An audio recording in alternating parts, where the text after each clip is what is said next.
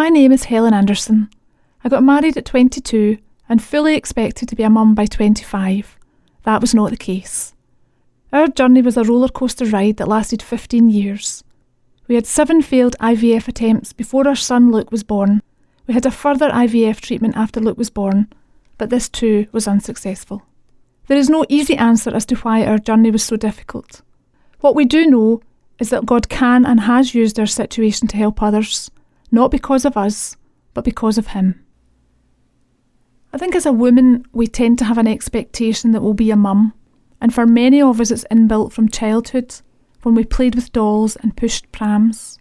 But soon after we were married, we realised there was something wrong, and we couldn't conceive.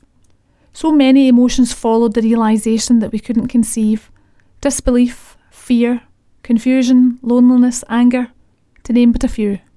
And as Christians we were confused as to why God was allowing this. Was He allowing this? Had we done something wrong? Was this our fault? Romans 8 verse 28 says, "And we know that God causes everything to work together for good, for those who love the Lord, and are called according to His purpose for them."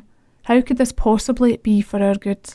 Friends, family members, church friends and colleagues were all having children around us. We felt as if we were falling further and further into a black hole.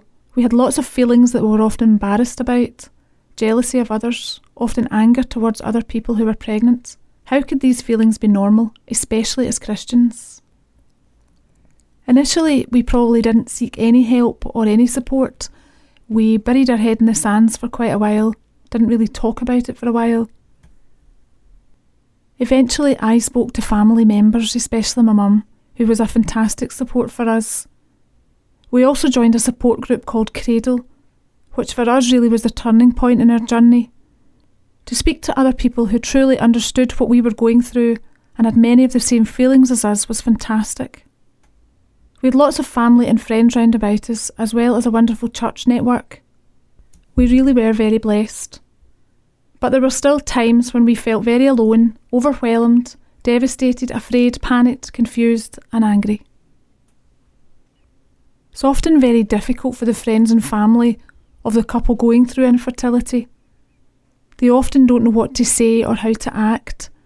And if I'm being honest, sometimes there's nothing that you can say or nothing you can do that makes a difference. Just be there for them. Be a constant in their life.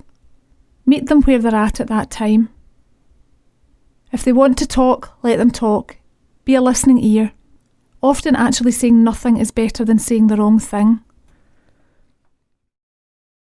Infertility certainly does take its toll in marriage. In our experience, we both handled it very differently. We were very fortunate that both of us wanted to have a family and continue with the treatment as much as each other. We discovered after every failed attempt that we handled things very differently. Gordon threw himself into work, church and lots of activities, whereas I retreated into myself. What we eventually learned was that we needed to allow each other to handle our grief and disappointment in our own way. Church leadership and church family can help couples going through infertility, mainly by not ignoring infertility, actually talking about it and being open about it.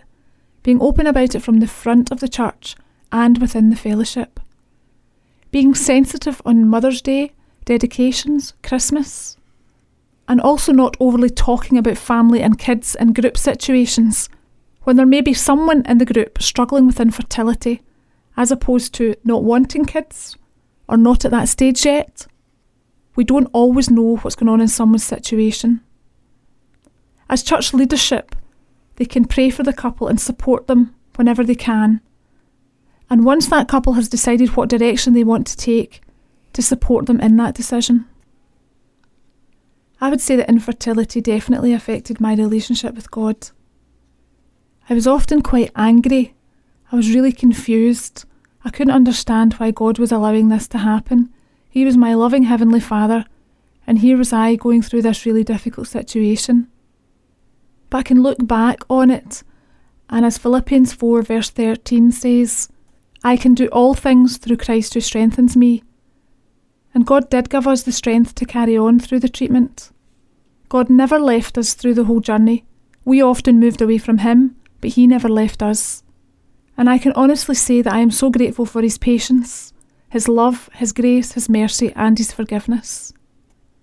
Infertility is not a problem that simply disappears after having one child. I still at times feel the pain of infertility, but I have a peace knowing that it is part of God's plan for our lives.